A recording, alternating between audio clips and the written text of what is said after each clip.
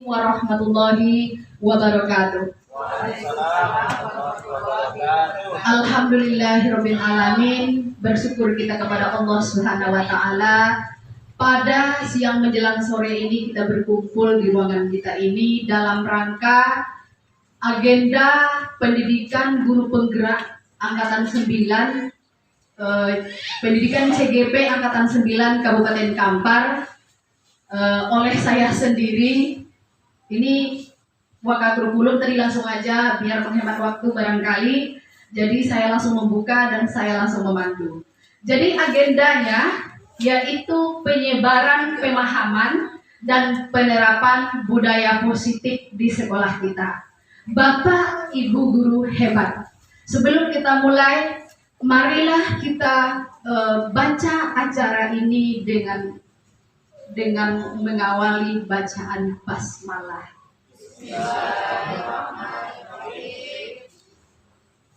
Selanjutnya tak lupa pula kita bersolawat untuk Nabi besar kita Muhammad Sallallahu Alaihi Wasallam. Bikawina Allahumma salli ala Sayyidina Muhammad wa ala ali Sayyidina Muhammad. Mudah-mudahan di yaumil kiamah kita mendapat syafaatnya. Amin ya rabbal alamin. Baiklah, saya langsung saja. Bapak Ibu, ketika kita berbicara tentang budaya positif, apa yang ada di pikiran Bapak Ibu? Adakah yang mau? Iya, Pak Dadang. Terima kasih kepada Bu Rita yang memberikan kesempatan. Apa yang terlintas dalam benak hati saya dan pikir saya ketika membaca penerapan budaya positif, berarti artinya adalah kita berbuat baik untuk kemajuan sekolah. Terima kasih, give applause to Pak Dadang. Luar biasa. Baiklah, kita berbuat baik untuk kemajuan sekolah. Bapak Ibu sepakat? Kita memajukan sekolah? Alhamdulillah. Sayangnya Pak Kepsek kita tidak ada nih ya. Beliau ada urusan di luar. Oke. Di sini, ini saya ya, perkenalannya sudah lewat. Ini yang ingin saya sebarkan pemahamannya hari ini bagi kita bersama. Pertama, perubahan paradigma belajar. Perubahan paradigma belajar. Dulu saya tak begini, Bu, tapi setelah ikut CGP, saya sekarang begini. Mindset saya berubah. Nanti akan saya bagikan kepada Ibu. Kemudian, disiplin positif. Barangkali selama ini disiplin dalam pikiran kita tuh begini, aturan, peraturan, ternyata tidak. Oke? Dan kemudian ada kebutuhan dasar manusia. Ternyata Bu, menurut psikolog, apapun yang kita dilakukan oleh seseorang itu ada tujuannya. Itu akibat dari kebutuhan dasarnya tidak tercukupi. Jadi kita tidak akan emosional menghadapi tingkah laku seseorang kalau kita sudah memahami konsep ini. Kemudian motivasi perilaku manusia. Ada motivasinya. Ada motivasi. Dan kemudian posisi kontrol guru. Nah, ini yang paling penting kita pahami. Posisi kontrol. Dan kemudian ada keyakinan kelas. Nah, tadi kami sudah bikin keyakinan kelas di kelas 3 IPA. Dan kemudian selanjutnya segitiga restitusi. Apakah Bapak Ibu sudah pernah membaca atau memahami topik-topik yang sudah saya paparkan itu? Oke. Kalau belum, kita akan berbagi pemahaman bersama. Oke. Perubahan paradigma belajar. Pemikiran Ki Hajar Dewantara. Bapak Ibu guru hebat. Selama ini kita menuntut. Tidak menuntut. Benar tidak? Kita menuntut. Apa yang kita tuntut? Tugasmu harus selesai ya. Udah awas loh. C di tangan. Benar gak? Kok tahu itu kerjaan saya? Oke. Kita menuntut, bukan menuntun. Seharusnya kita menuntun. Apa yang kita tuntun? Ini yang kita tuntun. Kodrat alam dan zaman. Ada kodrat di situ. Ternyata setiap anak didik kita itu terlahir sebagai manusia yang memiliki keunikan dengan segala kelebihan dan kekurangannya masing-masing. Jadi kita tak boleh menuntut, kita menuntun. Nah, dan kemudian ada guru bagai petani. Itu dia inti pemikiran Ki Hajar Dewantara. Kita ini petani, Bu. Kalau kita ngajar, mendidik, kita hanya sebagai petani. Baik kalau jagung yang ada, jangan bermimpi kita bisa metik hasil padi. Kalau dia jagung, kasihlah pupuk jagung, kasih bahan jagung, agar jagungnya unggul. Jangan mimpi bibit jagung yang ada itu akan berubah jadi padi, apalagi apel. Impossible. Oke, itu dia. Kemudian berhamba pada sang anak. Ini berat ya, Bu, berat sekali. Berat sekali berhamba pada sang anak. Ternyata menurut Bapak Ki Hajar Dewantara, tokoh pendidikan nasional kita ini harus berhamba pada sang anak. Apapun yang kita lakukan di dalam pembelajaran kita harus berpihak kepada murid. Kita ngomong, Bu, ternyata tugas kita itu ngomong. Ya Allah, saya ketika mengikuti pendidikan tentang ngomong itu, saya nangis. Ya Allah, saya ngajar hampir 20 tahun. Ternyata saya sudah dolali mobil ya Ustaz Iman. Saya tersesat terlalu jauh rupanya. Selama ini kita tidak ngomong. Anak kita anggap objek yang bisa kita perintah. Ternyata tidak. Kita harus berhamba pada sang anak. Selanjutnya, student center. Student center. Ada yang tahu student center itu apa? Pembelajaran berpusat kepada murid. Ada yang mau menjelaskan? Ada? Ini kurikulum kita sudah merdeka ya. Saya yakin Mbah Salim tahu sesuatu tentang ini. Enggak tahu? Oh, bukan. Siapa yang mau ngomong bantu saya? Mbak Siti kayaknya. La ilaha illallah. Enggak berani, Helen. Terima kasih. No idea. Ada idea? Student center. Ada teacher center, ada student center. Oke, Mas Dadang. Terima kasih. Give applause untuk Mas Dadang. Terima kasih Bu Rita. Ini menurut pemahaman saya, student center itu belajarnya berpusat pada siswa. Maksudnya itu dalam proses belajar itu menyesuaikan dengan kebutuhan siswa. Terus juga berpusat kepada kemampuan siswa dan hobi mereka gitu. Jadi tidak menurut model pembelajaran nanti sesuai gurunya, tapi sesuai dengan kemampuan siswa di kelas. Iya, give applause untuk Pak Dadang. Luar biasa. Oke, pembelajaran berpusat kepada siswa.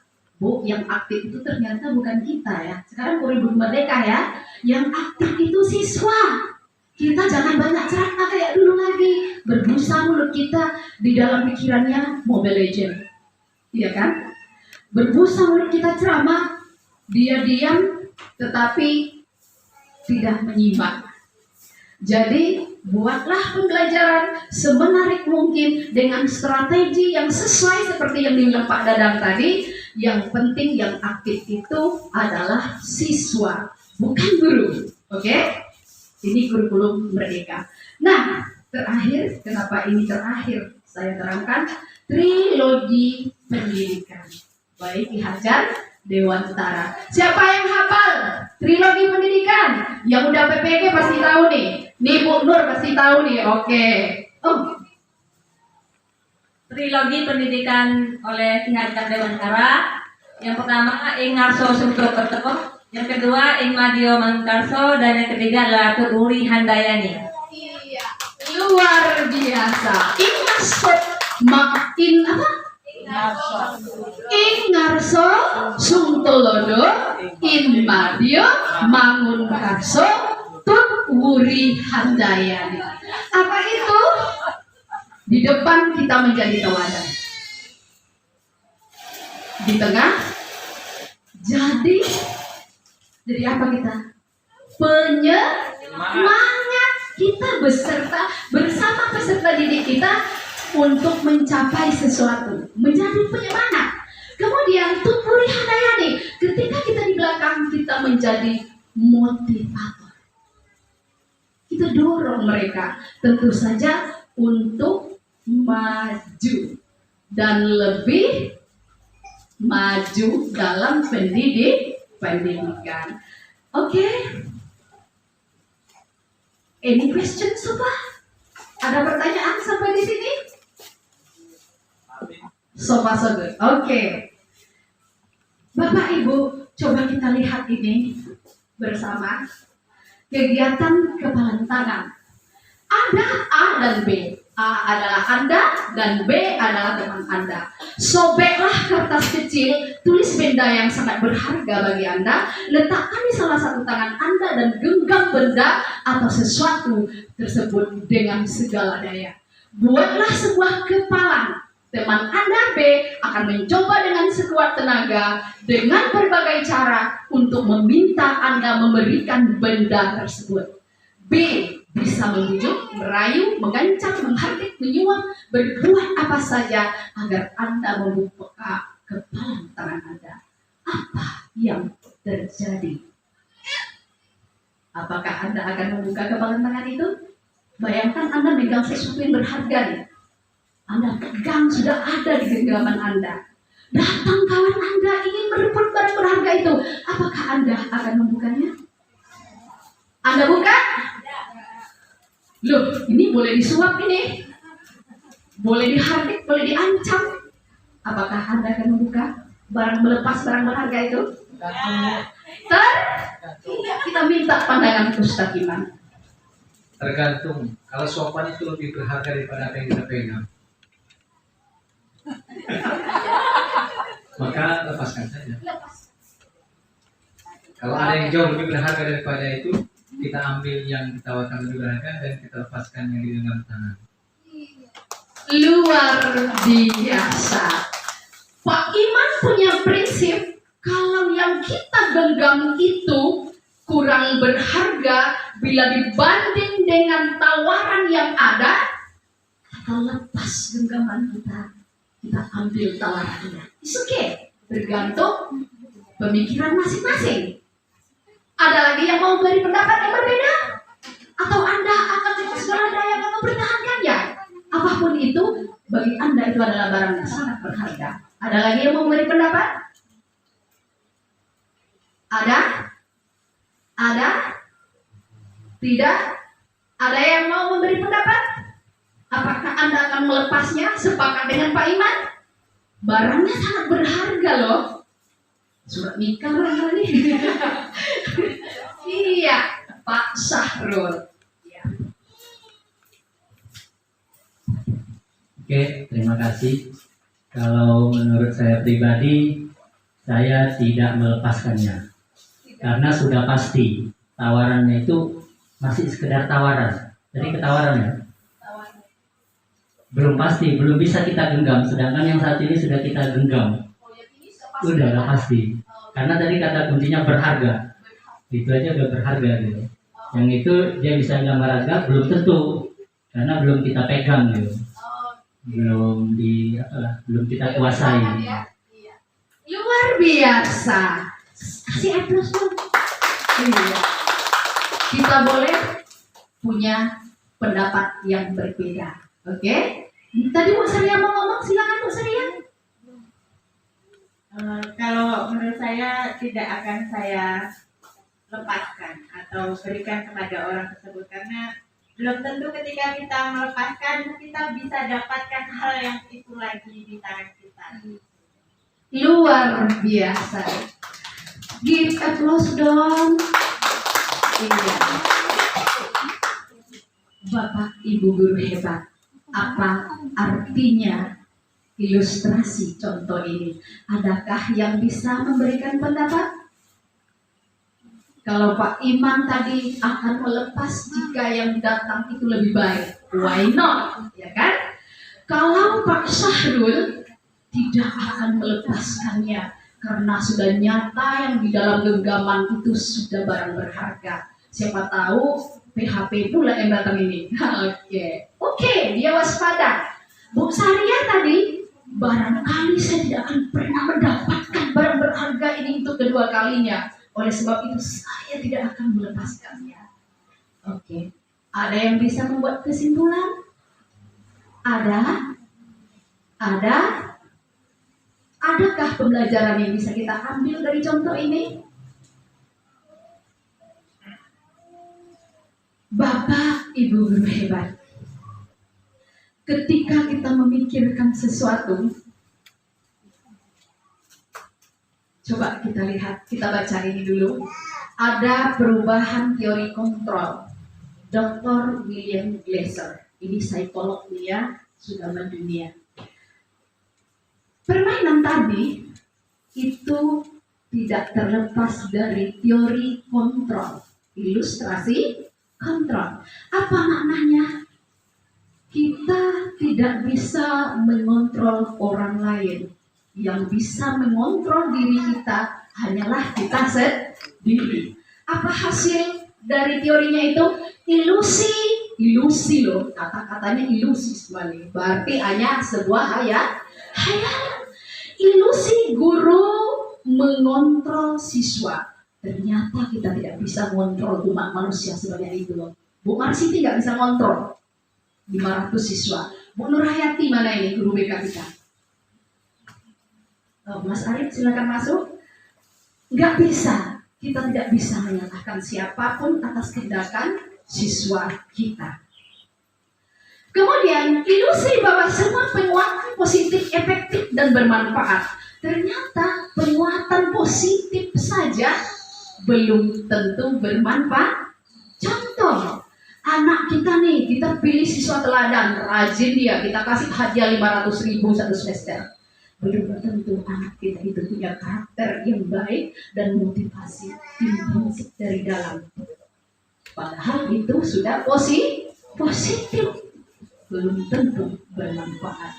Dan kemudian ilusi bahwa kritik dan membuat orang rasa bersalah dapat menguatkan karakter.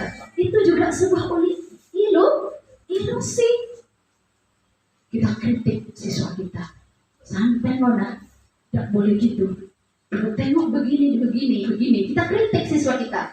Belum tentu kritikan itu menguatkan karakter. Yang ada nanti malah dongkol. Awas lu ya, tak kembesin di mobil.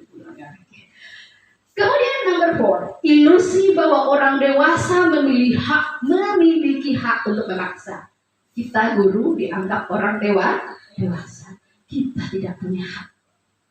Kalau kita selama ini beranggapan kita punya hak untuk memaksa, ternyata itu hanya sebuah ilusi.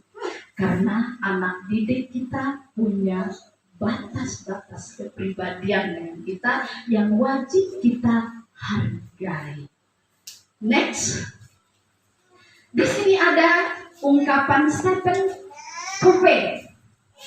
Dia mengatakan bila kita ingin membuat kemajuan perlahan sedikit-sedikit, ubahlah sikap atau perilaku Anda. Namun bila kita ingin memperbaiki cara-cara utama kita, maka kita perlu mengubah kerangka acuan kita. Ubahlah bagaimana Anda melihat dunia, bagaimana Anda berpikir tentang manusia, ubahlah paradigma Anda, skema pemahaman dan penjelasan aspek-aspek tertentu tentang realitas. Mana dia? Ini Bu, ada stimulus respon, ada teori kontrol. Jadi untuk merubah dari stimulus respon ke teori kontrol ini mindset kita perlu proses. Selama ini kita bilang realitas kebutuhan kita sama, semua orang kebutuhan sama. Tidak. Realitasnya kebutuhan kita berbeda. Jadi kalau ada murid kita 30 orang, antara Amir dan Amin, walaupun satu kelas kebutuhannya berbeda. Begitu juga walaupun sama TU, Bu Nia, Bu Nabila, walaupun sama TU kebutuhannya berbeda. Kami sama bahasa Inggris dengan Bu Helen, kebutuhan kami berbeda. Dan kemudian semua orang melihat hal yang sama. Rubahlah pandangan itu, setiap orang memiliki gambaran berbeda. Kita akan menghargai semua orang. Seperti yang kita bilang tadi, kita contohkan kepala kanan. Bu saya punya pendapat beda, Pak Sarul punya pendapat beda, dan Ustadz Iman pun begitu. Kita mencoba mengubah orang agar berpandangan sama dengan kita. Rubahlah itu menjadi teori kontrol. Kita berusaha memahami pandangan orang lain tentang dunia. Kalau ini kita terapkan, Bu, kita tidak akan marah lagi sama seseorang. Kemudian, perilaku buruk dilihat sebagai suatu kesalahan. Dengan teori kontrol, kontrol diri dia, kontrol di diri. Semua perilaku memiliki tujuan. Semua perilaku seseorang memiliki tujuan. Orang lain bisa mengontrol saya. Orang lain bisa mengontrol saya. No, hanya Anda yang bisa mengontrol diri Anda. Itu yang harus kita tanamkan ke peserta didik kita. Kita wali kelas, guru, orang tua tidak bisa mengontrol anak. Tanamkanlah nilai-nilai kepada mereka. Selanjutnya, saya bisa mengontrol orang lain. No, Anda tidak bisa mengontrol orang lain.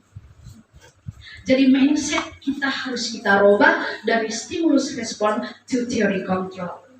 Pemaksaan ada pada saat bujukan gagal. Pemaksaan kita nih, ini enggak juga ya, panggil sekali enggak juga, gantung, dipaksa, dihukum. Ternyata kolaborasi dan konsensus menciptakan pilihan baru. Kita bekerja sama dengan anak, bagaimana konsensus menciptakan pilihan-pilihan baru, nanti akan kita bahas di restitusi segitiga, bahan berikutnya. Kemudian model berpikir menang kalah. Kalau kita selama ini pasti ada menang, pasti ada kalah. Rubahlah pemikiran kita, model berpikir menang. Jadi tidak ada pihak manapun yang kita rugikan. Kalau kita dapat untung, untungkan juga orang lain. Kalau kita jangan pernah berpikir untuk rugi orang lain, apalagi untuk diri kita sendiri.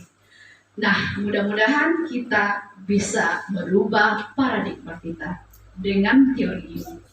Selanjutnya, pembelajaran dengan paradigma baru. Pembelajaran dirancang berdasarkan prinsip pembelajaran yang berdiferensiasi hingga peserta didik belajar sesuai kebutuhannya berdasarkan tahap perkembangannya sesuai dengan teori psikologi modern untuk mewujudkan pelajar profil Pancasila. Nah, saya lupa ingat ini, ada teori psikologi ya. Saya yakin kita semua sudah belajar. Apa? Ada humanis, ada behavior, apa lagi? Gak usah kita bahas itu dulu ya. Oke. Nah, sekarang profil pelajar Pancasila. Ini tujuan kita sekarang ini nih yang harus kita bangun terhadap anak-anak bangsa ini. Yang pertama apa? Beriman, bertakwa kepada Tuhan Yang Maha Esa dan berakhlak mulia. Masya Allah, kalau ini sudah terrealisasi ya Ustaz Iman, insya Allah nyaman, aman, damai dimanapun kita berada. Kemudian kebinekaan global. Kita ini erat hubungannya dengan budaya, kebiasaan, adat istiadat, perbedaan ya. Kita bangsa Indonesia ini masyarakat yang majemuk, jadi ini harus ada pada diri anak-anak didik kita. Biar besok nggak tawuran dia, biar besok nggak ngebom masjid yang Kristen, yang Islam nggak ngebom gereja, tidak bantai-bantai mereka. Na'udzubillah. Dan kemudian bergotong royong. Bahasa bergotong royong di sini bisa yang real seperti yang kita lakukan yang setiap hari Kamis, tetapi maknanya lebih dalam, yaitu bekerja sama, saling tolong menolong, dan kemudian kreatif. Kita ingin anak bangsa ini kreatif, tugas kita lah yang membuat anak kreatif. Tapi yang harus kita lakukan dulu yaitu mengembangkan diri kita, update diri kita. Gimana kita buat anak kreatif kalau kita sendiri aja nggak kreatif? Oke, ini tantangan besar. Kemudian berpikir kritis. Kita harus ajarkan anak kita berpikir kritis, Bapak Ibu hebat. Biar dia tidak angguk-angguk aja. Nah, besok begini ya nak, saya besok begini ya nak, jangan. Ajarkan dia Kalau dalam bahasa Inggris 5W 1H. What? Why? When? How? Kritis dia. Oke, jangan cuma anggu-anggu aja. Selanjutnya, mandiri. Ajarkan dia mandiri agar dia memiliki life skill. Karena dia akan menjadi pemimpin masa depan.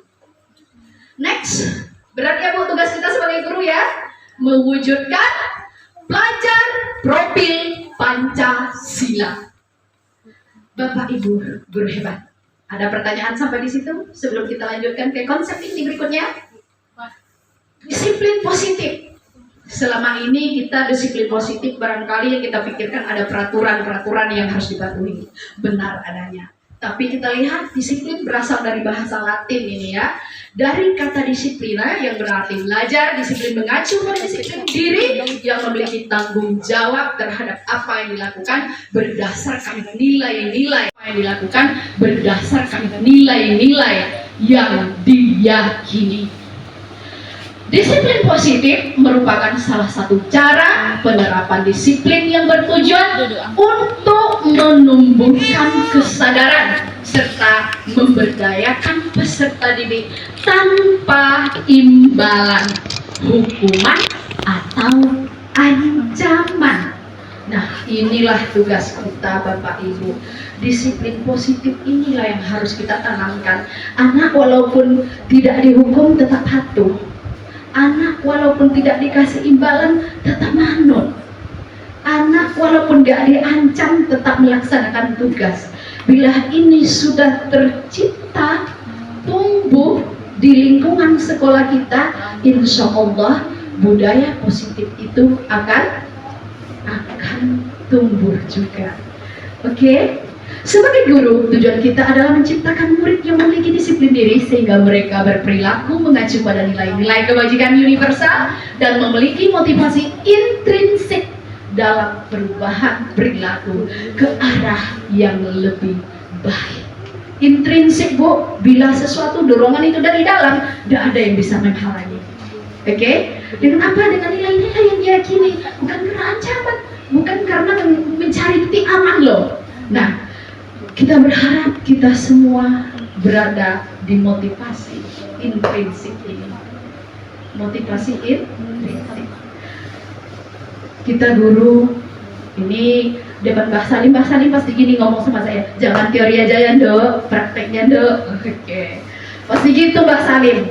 Karena beliau orang tua kita yang kita tuakan ya. Waka kurikulum. Ada tidak ada Pak Warsina kita masuk kan? Karena kita tahu itu adalah tanggung jawab kita. Disuruh Mbak Salim, kita buat RPP, ya enggak? Iya, karena itu tanggung jawab kita. Nah, mudah-mudahan tanggung jawab itu juga kita tularkan ke anak didik kita sehingga dia memiliki disiplin diri. Disiplin diri. Bapak Ibu guru hebat, nilai-nilai kebajikan. Nilai-nilai kebajikan adalah sifat-sifat positif manusia yang merupakan tujuan mulia yang ingin dicapai oleh setiap individu. Nilai-nilai tersebut bersifat universal. Dengan mengaitkan nilai-nilai kebaikan yang diyakini seseorang, diharapkan motivasi intrinsik terbangun. Bapak Ibu, ada nilai-nilai kebajikan universal. Ini istilahnya, kenapa begitu? Karena dia terlepas dari agama, terlepas dari kasta, budaya, adat istiadat. Karena semua orang waras menginginkan kebajikan itu. Apa contohnya? Bertanggung jawab. Nilai kebajikan universal ya. Semua orang, apapun agamanya, sukunya, kastanya, dia pengen menginginkan orang-orang yang bertanggung jawab. Ingin saling menghargai. Apapun agama, suku, ingin saling dihargai, ingin tolong menolong dan lain sebagainya. Selanjutnya, ini dia Bapak Ibu, kebutuhan dasar manusia. Sudahkah kebutuhan kita tercapai? Yang ini loh Bu, yang di sebelah mana dia tadi ini? Coba kita lihat dulu. Seluruh tindakan yang dilakukan seseorang pasti memiliki tujuan tertentu. Segala usaha, itu usaha itu. Usaha terbaik yang dilakukan adalah upaya untuk memenuhi kebutuhan dasarnya dengan baik. Jadi Bu, ada anak yang bertingkah kebutuhannya tidak terpenuhi ternyata. Makanya kita temui di lapangan, ini anak broken home katanya ya. Ini sayangnya Ibu PK kita mana nih? Ini, iya kan Bu Nur? Oke, bisa beri kami sedikit pendapat di sini Bu Nur? Tentang bagaimana anak yang pernah Ibu temui seperti anak broken home dan lain sebagainya bertingkah ya? Bisa? Oke, kita dengar Ibu BK kita.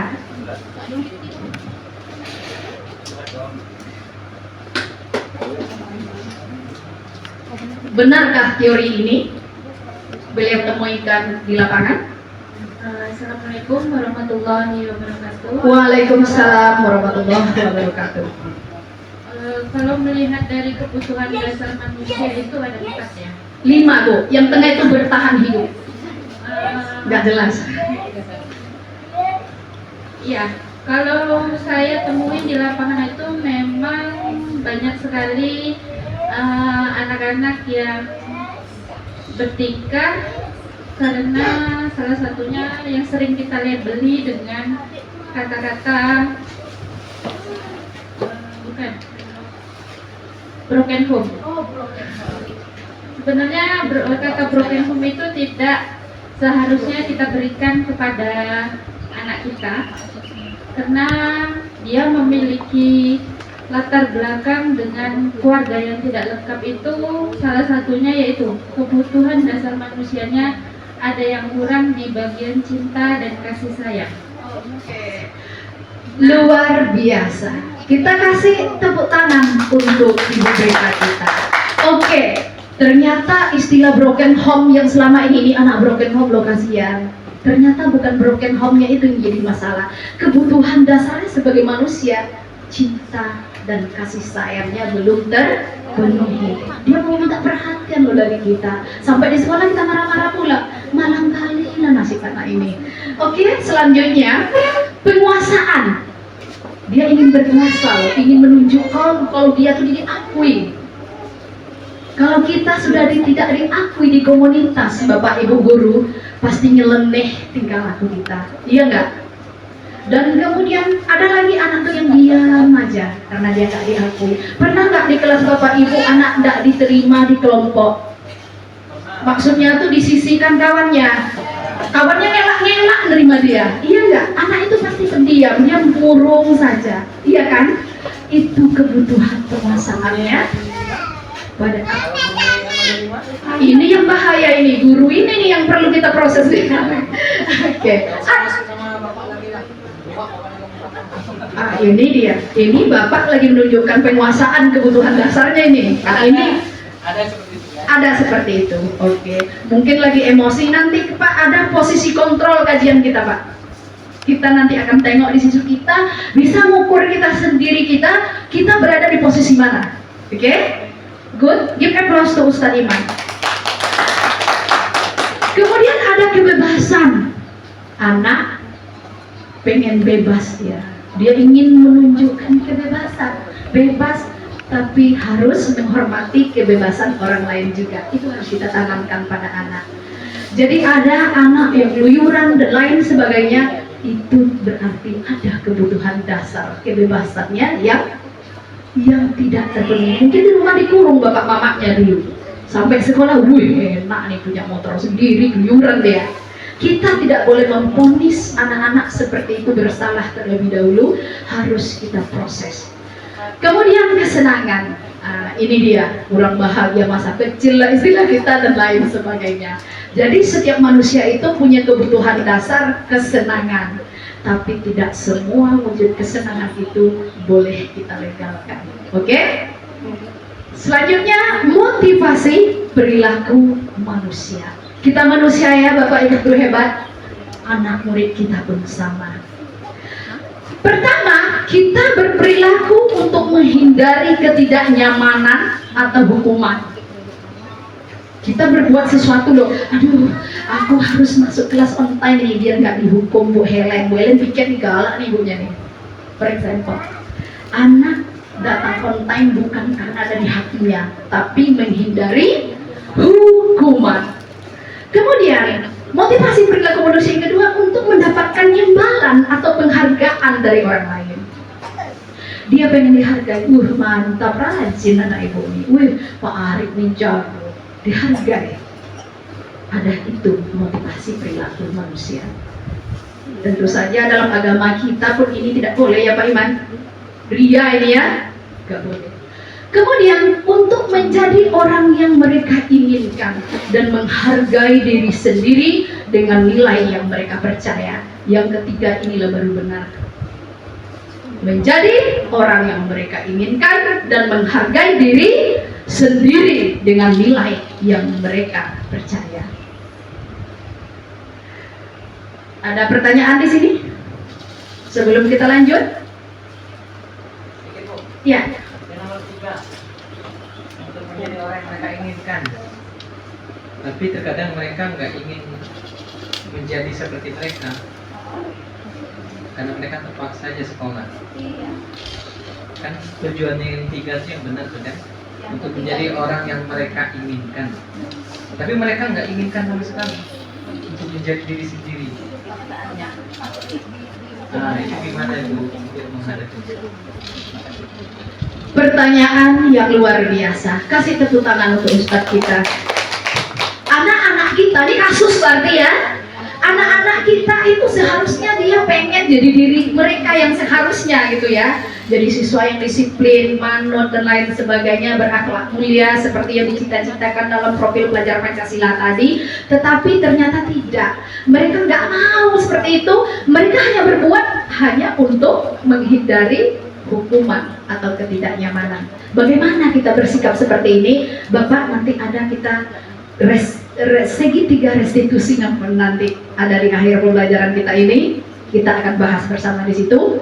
Nah, ini yang kita bahas ini, yang 3 inilah motivasi perilaku manusia. Bila ini motivasi kita berbuat apapun untuk mencari titik aman kata kita ya, biar nggak dihukum, ini kita motivasinya dari luar. Biar dapat imbalan, biar dipuji, biar dihargai. Ini juga tidak benar. Jauh sebelumnya agama kita sudah mengajarkan tidak seperti ini ya. Dan kemudian inilah yang harus kita miliki.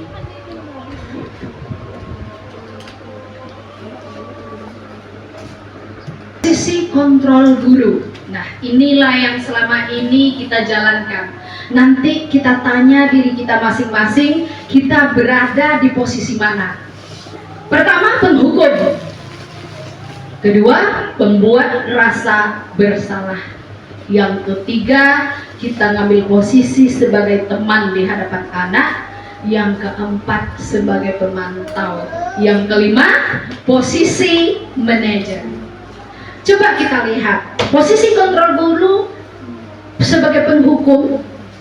Ini jika kasusnya siswa yang tidak memakai atribut lengkap saat upacara, berdiri di tiang bendera sambil hormat bendera, cepat.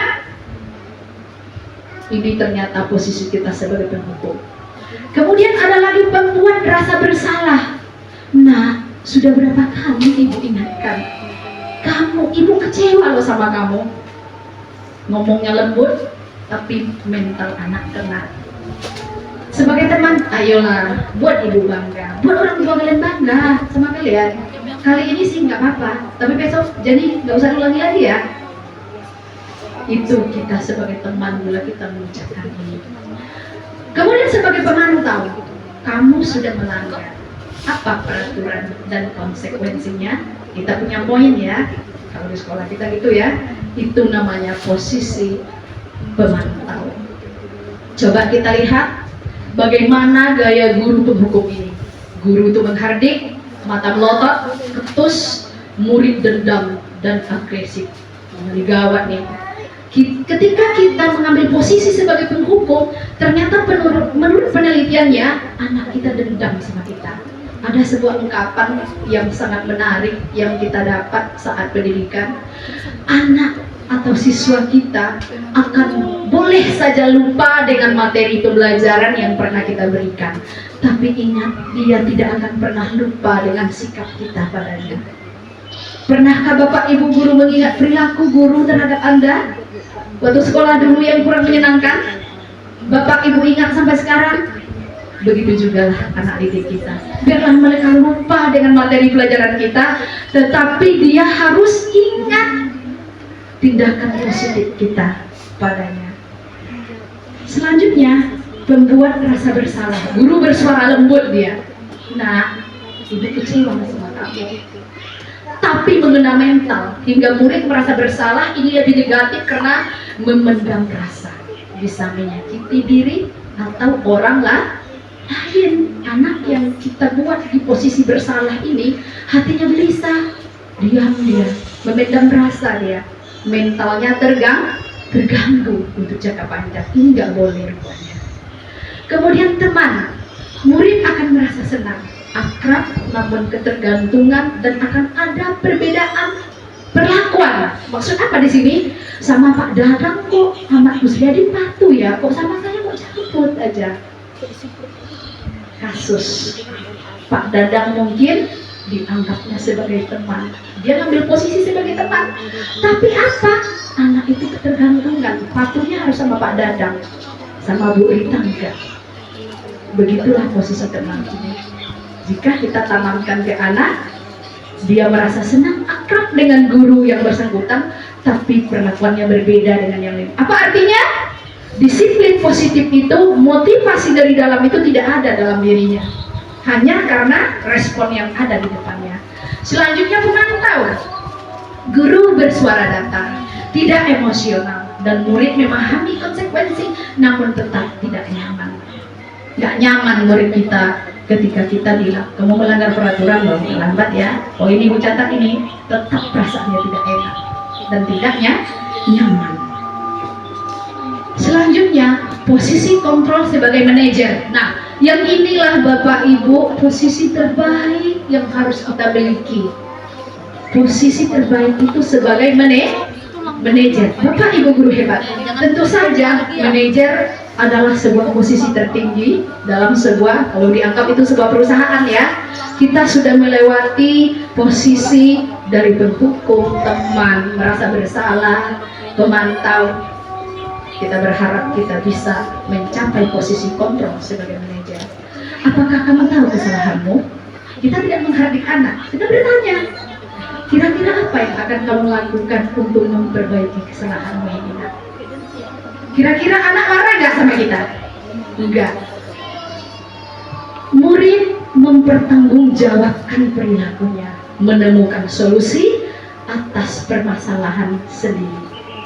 Posisi terbaik, murid akan menjadi pribadi yang merdeka, mandiri, bertanggung jawab, yang pada akhirnya akan menciptakan lingkungan belajar yang nyaman dan kondusif. Bapak, Ibu, guru hebat. Di sini ada keyakinan kelas. Kenapa harus keyakinan kelas? Kenapa tidak peraturan saja? Iya, Bu Nurbaiti mau ngomong. Karena kalau peraturan biasanya anak-anak pasti peraturan itu dilanggar. Tapi kalau keyakinan yang ada di dalam dirinya itu akan ditanamkan dalam kehidupannya sehari-hari. Iya, Terima kasih Bu Nurbaiti yang sudah memberikan pendapatnya tentang keyakinan kelas. Jadi mana nih?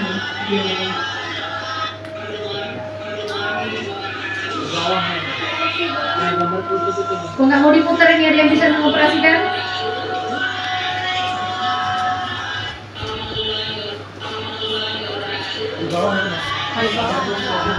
Yang kuning itu putar ya. bersama Bu Nurbaiti, bersama Pak Syahrul Effendi, dan tadi bersama Pak Alex Sesongko seharusnya, tapi tadi digantikan oleh Pak Rustanto. Kami di kelas 12 IPA 1, 2, dan 3 sudah membentuk dan mendiskusikan keyakinan kelas. Oke, ini videonya, cuplikannya.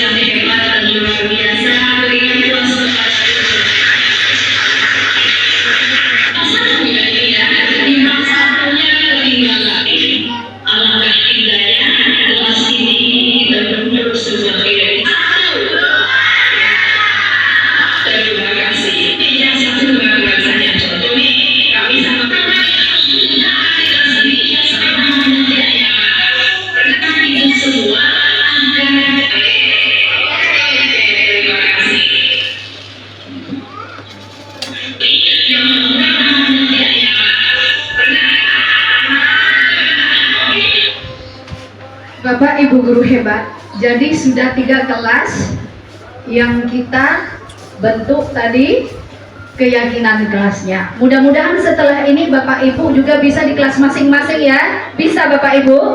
Bisa. Oke, akan saya kembalikan ke PowerPoint tadi biar nanti Bapak Ibu bisa memandu kelas masing-masing untuk membuat keyakinan kelasnya. Keyakinan kelas, kenapa harus keyakinan? Mengapa tidak peraturan? Bapak Ibu, keyakinan lahir dari sebuah peraturan. Oke? Peraturan itu bisa saja kalimatnya berbentuk negatif atau positif. Tapi untuk memindahkan dalam keyakinan harus dalam kalimat positif. Contoh, dilarang nyontek tanpa izin anak kita. Ketika kita membuat keyakinan kelas, seluruh warga kelas harus kita libatkan. Larang nyontek, larang mencontek tanpa izin, dilarang menduduki kursi kawan. Banyak tadi peraturan-peraturan yang dilahirkan oleh anak didik kita. Namun akhirnya melahirkan sebuah keyakinan dalam bentuk kalimat positif. Kalau dilarang nyontek tanpa izin berarti apa nilai di situ, Bu? Nilai kebajikannya saling menghargai. Kenapa? Dalam peraturan ini Bu hanya ada konsekuensi. Ada konsekuensi yang membuat otak anak kita itu tidak termotivasi dari dalam. Tapi ketika kita bikin keyakinan, anak kita yakin dengan sebuah nilai yang ada dalam perilaku tersebut. Nah, kebajikan universal ini itu tadi yang kita sebut kebajikan universal yang tidak terikat oleh nilai-nilai atau ajaran agama, kasta, dan lain sebagainya. Coba kita lihat ini mengapa kita memiliki peraturan tentang penggunaan helm pada saat mengendarai kendaraan roda 2 atau motor. Kemungkinan jawaban Anda adalah untuk keselamatan. Oke? Jadi di situ ada nilai keselamatan. Bukan karena ada polisi razia loh anak kita pakai helm, tapi untuk keselamatan. Jadi itulah keyakinan. Mengapa kita memiliki peraturan tentang penggunaan masker dan mencuci tangan setiap saat? Kemungkinan jawaban Anda adalah untuk kesehatan atau keselamatan, bukan paksaan, hukuman, dan lain sebagainya.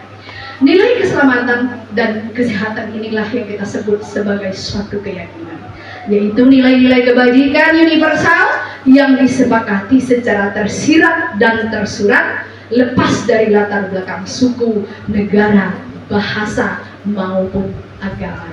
Itulah dia kebajikan universal. Ini contoh Bu, contoh keyakinan kelas 1 diumpamanya nih. Setiap anggota kelas perlu belajar, setiap anggota kelas perlu senang, setiap anggota kelas perlu melakukan tugas, setiap kelas anggota perlu saling menghargai. Ini contoh-contohnya. Ini untuk kelas 7. Kami meyakini bahwa sangat penting untuk menghormati semua orang dan barang milik orang lain. Kami meyakini bahwa sangat penting untuk mengerjakan segala pekerjaan atau mengikuti kegiatan yang telah ditugaskan. Kemudian keyakinan kelas diterima dan dimiliki. Kami meyakini bahwa sangat penting untuk merasa diterima pada suatu kelompok dan saling peduli satu dengan yang lainnya. Ini contoh keyakinan-keyakinan yang sudah dibentuk bersama. Ingat, peraturan lahir dari sebuah kesepakatan, oke? Dan keyakinan muncul dari sebuah peraturan. Paham? Kita buat dulu kesepakatan, kita sepakat nak bikin peraturan, sepakat. Lahirlah peraturan anak kita yang bikin. Prosedur pembentukan keyakinan, mempersilakan warga sekolah atau murid di kelas untuk bercurah pendapat tentang peraturan yang perlu disepakati di dalam kelas. Itu tadi saya pakai sticky note. Bu Nur tadi menyaksikannya, ditempel anak-anak, dia bebas menulis curahan hatinya. Yang pernah penanya hilang ditulis di situ. Jangan curi pena kawan. Dilarang tidur. Dilarang makan. Rupanya ada kawan makan bontot, dia nggak makan bontot, lapar perutnya, nggak nyaman ya. Nah, jadi dia bebas. Yang kedua, mencatat semua masukan para murid, warga sekolah di papan tulis atau di kertas besar ukuran poster. Itu tadi pakai sticky note kita tempel di papan tulis. Dan kemudian susunlah keyakinan kelas sesuai prosedur pembentukan keyakinan. Sekolah atau kelas ganti kalimat-kalimat dalam bentuk negatif menjadi positif. Kalau tadi pakai jangan tidur saat belajar, atau jangan masuk kelas terlambat karena mengganggu proses pembelajaran, karena dia nggak suka kawannya terlambat, nanti dihukum guru habis pula waktu jamnya sekian menit. Itu dirubah. Kalau di dalam kalimat negatif ada kata tidak dan jangan, itu berarti negatif, diubah menjadi positif dulu. Cucilah muka jika merasa mengantuk, biar segar dalam belajar. Itu kalimat positifnya. Kemudian pamannya apa lagi? Jangan mengambil buku kawan tanpa izin. Bisa pusing saya. Ada yang bikin seperti itu tadi. Berarti kita rubah kata jangan tadi, minta izinlah jika butuh buku kawan terlebih dahulu sebelum memakainya. Jadi buat kalimat positif. Kemudian kita rangkum. Setelah kita buat kalimat positifnya, kita cari nilai-nilai kebajikan universalnya. Kalau ngantuk tadi berarti saling menghargai ya, tidur di kelas nggak hargai guru. Kalau tadi tanpa izin minjam berarti nggak sopan ya. Ada nilai situ sopan, santun dan saling menghargai. Ada lagi tadi kembalikan segala barang yang sudah dipinjam. Itu ada nilai apa Bu Nur? Tanggung jawab. Jadi keyakinan kelas itu perbuatan yang disertai dengan nilai-nilai kebajikan universal. Itu dia. Sepakat Bapak Ibu wali kelas? Besok kita bikin sepakat. Jika butuh bantuan saya siap hadir di kelas Bapak Ibu untuk memandu. Bisa? Bisa. Kapan kita mulai? Pada jam pembelajaran Bapak Ibu kita masuk, atau di kelas wali kelas masing-masing minta cuma 45 menit selesai, insya Allah. Ini dia Bu, yang materi kita segitiga restitusi. Segitiga restitusi adalah proses menciptakan kondisi bagi peserta didik untuk memperbaiki kesalahan mereka sehingga mereka bisa kembali pada kelompok mereka dengan karakter yang lebih kuat.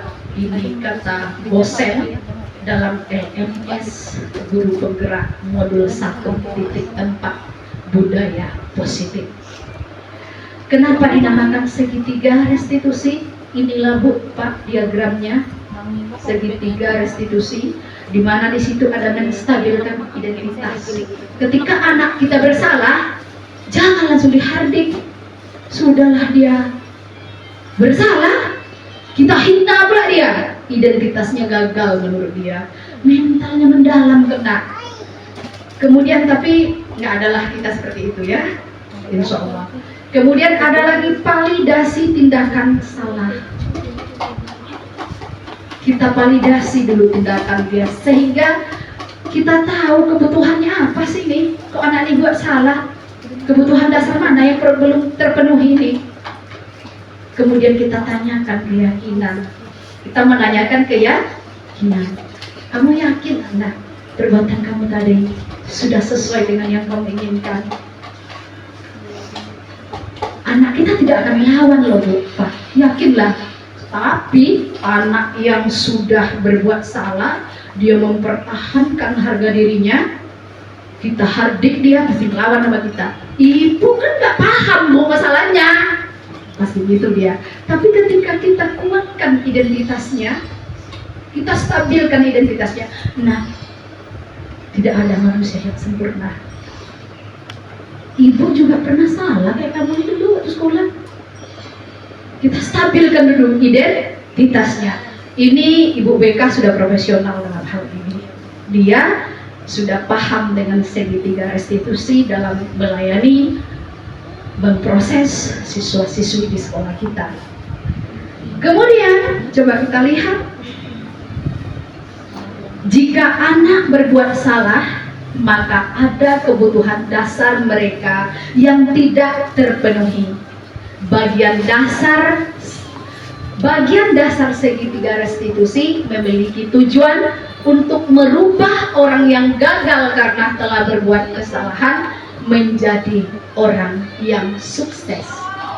Dia gagal loh, sudah bersalah, mentalnya kena. Itulah segitiga restitusi. Kita kembalikan anak dengan semangatnya, dengan penuh percaya diri, kesadaran dan tanggung jawab. Tidak ada manusia yang sempurna. Saya juga pernah melakukan kesalahan seperti itu.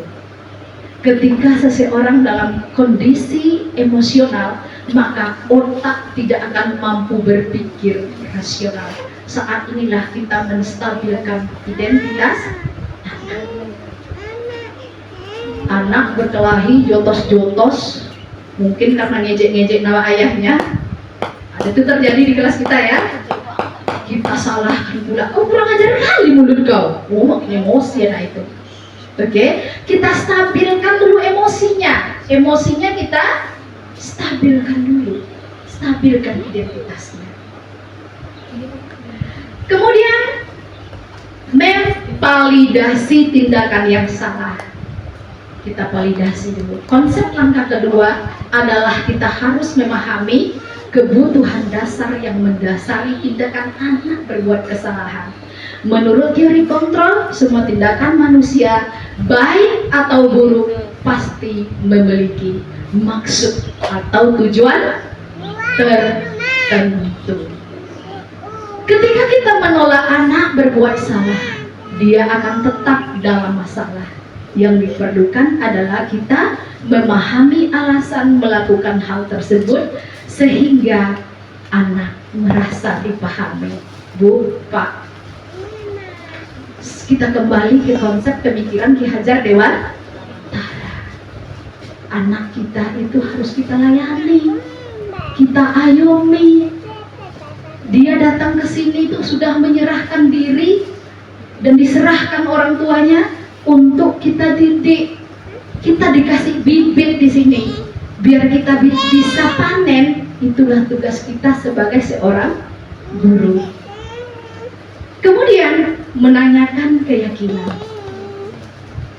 Ketika langkah 1 dan langkah 2 sukses dilakukan, maka anak akan siap untuk dihubungkan dengan nilai-nilai yang dia percaya dan berpindah menjadi orang yang dia inginkan. Inilah dia yang ketiganya menanyakan keyakinan. Yakin dia dengan suatu nilai. Penting menanyakan ke anak tentang kehidupan ke depan yang dia inginkan. Ketika mereka sudah menemukan gambaran masa depannya, guru dapat membantu mereka untuk tetap fokus pada gambarannya. Melalui segitiga restitusi, kita dapat mewujudkan mereka menjadi murid yang merdeka. Mereka mampu menyelesaikan masalah dengan motivasi internal dan bertanggung jawab terhadap pilihannya. Bapak, Ibu guru hebat, pernahkah kita menyelesaikan kasus siswa-siswi kita? Pernah? Siapa yang mau memberikan pengalamannya? Dan posisi apa yang Bapak ambil? Ibu Bapak ambil? Atau kita dengar Ibu BK kita dulu? Oh, Pak Arif Triyono, give applause untuk Pak Arif. Baik, terima kasih Mem atas kesempatan diberikan. Iya. Saya akan bercerita mengenai sebuah suatu kejadian yang pernah saya lalui. Ini kasusnya agak besar karena hampir terlibat ke kepolisian. Iya. Nah, ketika itu seseorang ini dia laki-laki, badannya besar, tinggi, kekar, nampaknya kalau dilawan nggak terlawan. Lawan dia anak murid kita. Anak murid kita. Masya Allah. Secara fisik kita kalah. Kalah. Dan kebanyakan ini teman-teman itu memang takut sama dia, memang takut sama dia. Oke. Sama dia. Nah, suatu ketika dia punya pacar ya, punya pasangan. Punya pasangan. Dia itu sungguh ingin memuliakan pasangannya lah. Ibaratnya kalau mau ini mau itu ada. Iya. Nah, karena dia orang yang tidak berada, akhirnya diada-adakan dengan cara mencilok. Mencuri ya maksudnya ya. Mencuri. Dengan cara mencuri. Nah, dan yang dicuri itu adalah handphone. Dan handphone itulah handphone tetangganya yang baru dibeli. Nah, bagaimana cara pencuriannya? Pencuriannya itu sepertinya sudah spesialis ya, Mim. Seperti sudah spesialis begitu, karena tidak Sudah ada profesional kayak ya ini. sudah profesional gitu. Karena tidak ada meninggalkan jejak. Dan beberapa minggu. Bagaimana Bapak menggali informasi Nah, itu? cara menggali Iya. itu. Ini yang menarik. Nah, bagaimana cara menggalinya? Pertama, memang tidak mengaku secara empat mata dulu. Secara empat mata. Tapi memang perlu ada kalimat yang membuat dia ingin dipahami. iya, ingin dipahami. Inilah dia. Kenapa? Kenapa Anda lakukan? Kenapa kamu lakukan? Iya. Ada kebutuhan di situ pastinya. Ada kebutuhan. Iya. Kebutuhannya membahagiakan ceweknya itu tadi kebutuhannya. Iya. Nah, setelah empat mata, selain kita sadarkan bahwasanya dirinya itu bersalah, tapi Arif selipkan kalimat yang mungkin itu rasanya mungkin nggak pantas ya. Iya. Kalau kamu jujur akan aman, tapi kalau kamu nggak jujur kita akan ke kepolisian.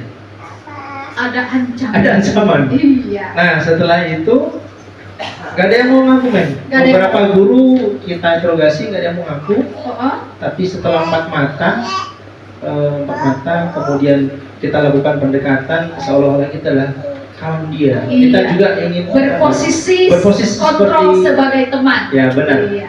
Nah, setelah dibujuk-bujuk, kemudian kita lakukan keyakinan Iya. bahwasanya kalau kamu jujur kamu aman. Jujur aman. Nah, akhirnya dia ngaku bahwasanya yang ngambil dia nyolong nyolong HP itu di tempat tetangganya itu melapor sama sekolah. Sama sekolah. Bahwasanya dia curiga gitu loh. Curiga. Kok HP-nya sama HP yang hilang itu. Iya. Lapor ke pihak sekolah. Nah, setelah itu dicek emailnya pas, Pas. emailnya pas. Email yang di kotak dengan email yang di HP Sama. itu sama. Jadi kita juga yakinkan si korban Iya. itu kalau sudah selesai di sini Mbak, kita janji jangan sampai kemana-mana masalah. Iya. Bapak sangat Nah, bijaksana. setelah itu HP dikembalikan. Ya, bertanya nggak Bapak waktu itu ketika Bapak sudah menanyakan keyakinannya, apa yang akan kamu lakukan untuk memperbaiki kesalahanmu? Ada Bapak Ya, ajukan itu? ada. Give applause untuk Pak Arif. Dia sudah berposisi sebagai manajer dengan menanyakan keyakinan. Selanjutnya apa katanya? Nah, setelah itu ya Pak, saya mau kerja. Saya mau kerja. Setiap kali pulang sekolah ngangkat pasir. Untuk segala kerugian yang mungkin nilainya itu sudah berkurang karena sudah jatuh sama dia.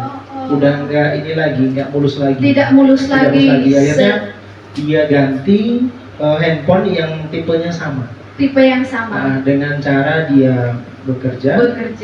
Setiap pulang sekolah ngangkut truk pasir, angkat pasir di SP3. Ya. Orang tuanya juga sempat dipanggil dan orang tuanya menyerahkan ke sekolah. Karena orang tua itu sudah angkat tangan kan. Sudah angkat Sudah angkat tangan. tangan. Memang anaknya dikatakan pelawan lah. Pelawan. Sama orang tua. Tapi alhamdulillah luar biasa Pak Arif bisa menemukan solusi bersama anak ya. Give applause untuk Pak Arif atas kasus ini. Oke, Bapak Ibu guru hebat. Jadi tidak di seluruh kondisi kita harus berposisi sebagai manajer. Ada kalanya kita berposisi sebagai teman. Ini seperti kasus Pak Arif, kalau dia tidak berposisi sebagai teman tadi, anak tidak akan terbuka. Bahkan dia mengkondisikan di situ perilaku, motivasi perilaku manusia. Ada 3 tadi ya. Apa aja tadi? Menghindari ketidaknyamanan atau hukuman. Itu tadi dipahami oleh Pak Arif dalam kasus anak yang mencuri handphone tetangga. Dilakukan posisi ini oleh Pak Arif dipahami, oh ini anak ini motivasi perilakunya kalau keadaan genting seperti itu diciptakanlah ini oleh Pak Arif. Kita harus bijak dalam menyelesaikan permasalahan. Karena ada tipe-tipe anak tertentu yang tidak bisa kita ajak bermusyawarah dengan baik-baik langsung, tapi harus ada proses dulu baru kita menemukan solusi. Nah, Bapak Ibu guru hebat,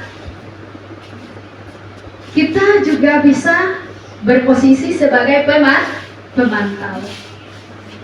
Dan kita yang terakhir posisi terbaik yaitu posisi sebagai manajer dengan melaksanakan restitusi. Mana dia tadi? Segitiga restitusi ya. Kita stabilkan identitasnya. Ini dia. Ini Bapak lakukan tadi Pak Arif. Ternyata muncullah di situ, oh ternyata dia merasa dipahami ya, merasa dipahami. Ini dia ingin membahagiakan pasangannya. Siapa sih yang tidak ingin membahagiakan pasangannya ya? Tetapi Pak Arif memvalidasi tindakan salah. Di situ ada kebutuhannya dan Pak Arif tadi tindakan salah ini tadi bahkan dia mencoba untuk mendramatisir motivasi perilaku manusia yang pertama ya Pak Arif. Dikeluarkan ancaman oleh Pak Arif, kalau tidak kamu ngaku kamu nih, ini bawa ke polisi nih. Oke, ada ancaman di situ. Dia akan berbuat, takut dia. Maka muncul, baru setelah itu tadi Pak Arif menanyakan keyakinan. Bersama siswa tersebut, Pak Arif menemukan solusinya. Anak didik memperbaiki kesalahan mereka sehingga mereka bisa kembali pada kelompok mereka dengan karakter yang lebih kuat.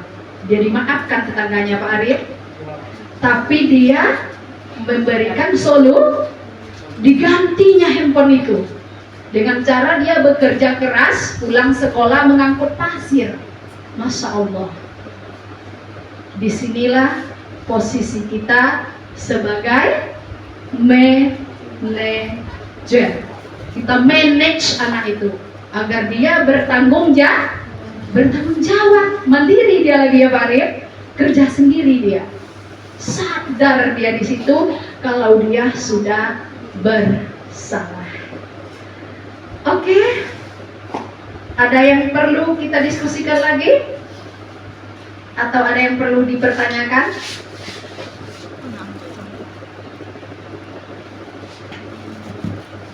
Ada? Bapak Ibu guru hebat, adakah yang bisa menyimpulkan pertemuan kita hari ini? Judul kita budaya positif. Oke, silakan Pak Agus Salim.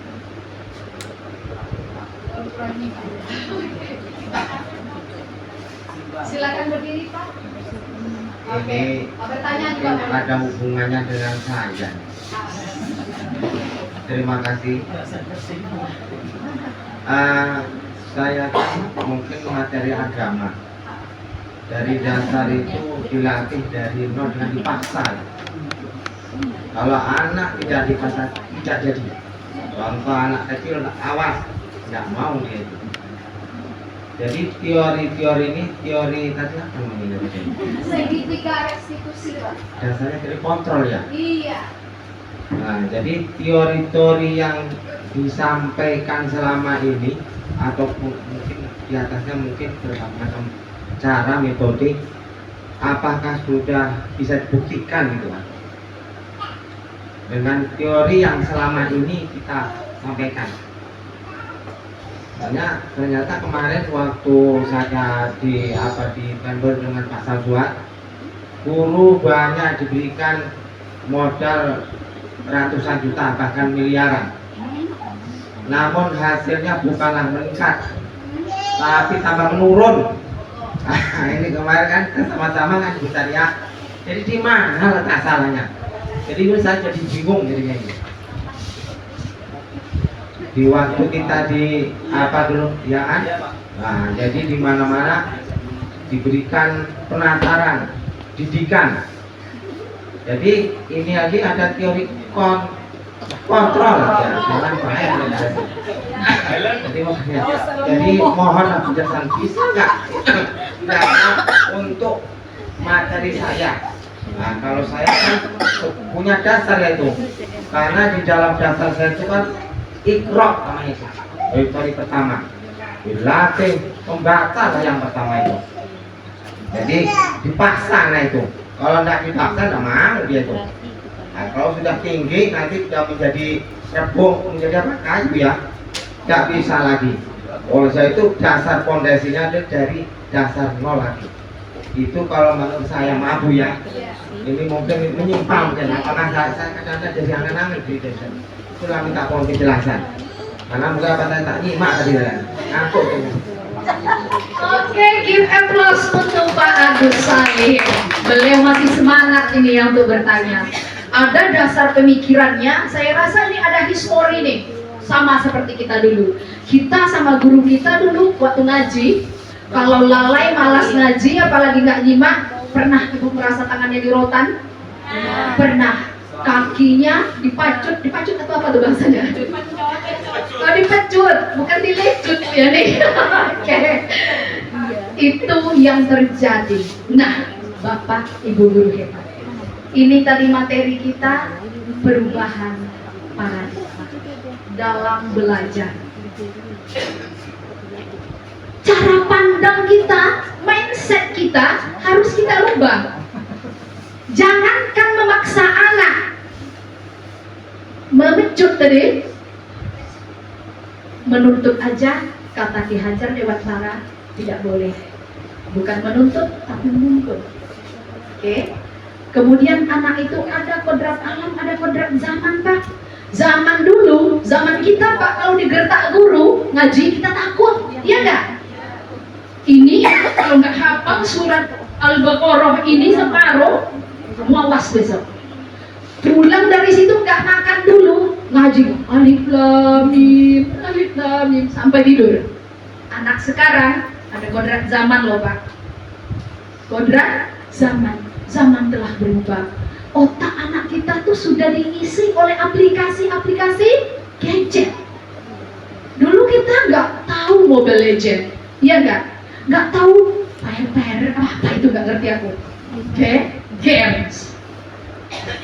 Tidak tahu kita yang namanya ada lagi YouTube, iya kan? Mau nengok apa saja bisa di situ, bebas. Apalagi kita anak SM, ada zamannya loh Pak, kodrat alam dan kodrat zaman. Jadi kita tidak bisa maksa anak kita. Coba lah Pak, kita pecut anak kita 3 kali sekali aja, insya Allah 2 jam kemudian polisi datang. Ada tindakan pidana. Jadi kita pahami kodrat zamannya. Zaman sudah berubah. Mari kita rubah mindset kita, paradigma kita dalam belajar, dalam mengajar. Kita jangan menuntut, tapi menuntut. Kita jadi amalkan trilogi pendidikan ini. Insya bangun Tulodo, Imadia Bangun Karsa, Teburi, Handayani tadi. Guru sebagai petani, Pak, anak itu hobinya ada seni. Kita suruh ngaji, dia bisanya nyanyi. Sampai mati kita suruh ngaji. Ayo ngaji, pakai cari telawah ya saya di Quran, pakai bayati sobat, berbusa menurut kita nggak akan bisa, karena hobinya dia dangdut. Ada kodratnya, dia punya bakat. Kemudian ini dia tadi Pak yang sedang digalakkan di kurikulum merdeka kita, student center. Pembelajaran itu berpusat kepada anak. Anak yang belajar bukan kita, tapi tentu saja harus guru lebih hebat dan luar biasa daripada muridnya. Jangan kita diukur pula sama murid. Makanya update kemampuan kita, kuasai materi yang kita ajarkan. Tapi ingat, siswa harus aktif. Bangun kelompok belajar, bangun kelompok kolaborasi anak agar dia lebih aktif dalam pembelajaran. Pak Agus, ya, Bapak hebat sekali. Tapi ingat Pak, kita sudah berada di zaman yang dibilang oleh orang sekarang abad 21 ya Bapak Ibu. Dunia ini tidak ada batasnya lagi. Banyak hal menarik yang ditonton oleh anak kita yang sudah tertanam dalam pemikiran dan otaknya daripada gurunya yang ceramah di depan. Kita sudah tidak menarik bagi mereka. Zaman dulu ketika Bu Rita jadi guru Pak Arif belum punya gadget. Bagi Pak Arif, Bu Rita tuh paling hebat. Iya nggak Pak Arif? Jujur, Bu Rita tuh smart. Itu dalam pikiran Munarni. Tapi ketika sekarang Bu Rita bicara seperti itu, ceramah, kalau dia jadi murid, anak murid sekarang biasa saja, dia itu lebih hebat dari itu. Iya nggak? Ada kodrat alam dan zaman yang harus kita pahami. Jadi update diri kita, kembangkan jika Anda tidak ingin tenggelam. Oke? Namun ingat, pembelajaran itu tidak hanya mentransfer ilmu, tetapi ada tugas kita yang lebih mulia, yaitu membentuk karakter. Karakter seperti apa yang diinginkan tadi oleh negara kita, pendidikan nasional kita? Ada pelajar profil Pancasila, beriman, bertakwa kepada Tuhan Yang Maha Esa dan berakhlak mulia. Kemudian apalagi? Berkebinekaan global, gotong royong, kreatif, bernalar, kritis, mandiri. Inilah tujuan yang harus kita capai dan kita wujudkan. Dengan demikian, insya Allah pendidikan akan lebih baik, kondisi bangsa kita di masa depan akan lebih baik. Berat ya Bu tanggung jawab kita ya sebagai guru ya. Ya Allah, mudah-mudahan paradigma kita berubah, kita menjadi lebih baik, ikhlas, sabar. Kayaknya kita memang ini yang dituntut ya Bu, ikhlas, sabar. Mudah-mudahan kesabaran dan keikhlasan kita dibayar oleh Allah di dunia dan di akhirat. Alhamdulillah kita sudah P3K banyak ya. Alhamdulillah. Mudah-mudahan tidak hanya di dunia dibayar oleh Allah, tapi juga dibayar di akhirat. Yakinlah Bapak Ibu, tugas kita sebagai guru, kita syukuri. Profesi lain belum tentu bisa ibadah setiap hari, tapi kita sudah dapat duit, dibayar, dapat ladang amal. Benar tidak? Benar. Oke, ketika saya bilang SMA Negeri 1 Kampar Kiri Tengah, Bapak Ibu jawab mantap luar biasa. SMA 1 Kampar Kiri Tengah, mantap luar biasa. SMA Negeri 1 Kampar Kiri Tengah, mantap luar biasa. Alhamdulillah. Selesai sudah saya berbagi pengalaman, berbagi pemahaman tentang konsep-konsep inti budaya positif. Mudah-mudahan dengan mengambil posisi kita masing-masing sesuai konsep tadi, bisa menciptakan lingkungan yang aman dan nyaman di sekolah kita ini, dan terbentuknya karakter-karakter anak didik kita berprofil pelajar Pancasila, dan budaya positif itu muncul dan berbudaya, membudaya di lingkungan sekolah kita ini. Amin ya robbal alamin. Sepakat kita mengamalkan Bu budaya positif Pak? Kita rubah paradigma kita. Sepakat? Sepakat? Alhamdulillah. Hanya demikian yang dapat saya sampaikan, lebih dan kurang saya mohon maaf. Akhirul kalam, wassalamualaikum warahmatullahi wabarakatuh.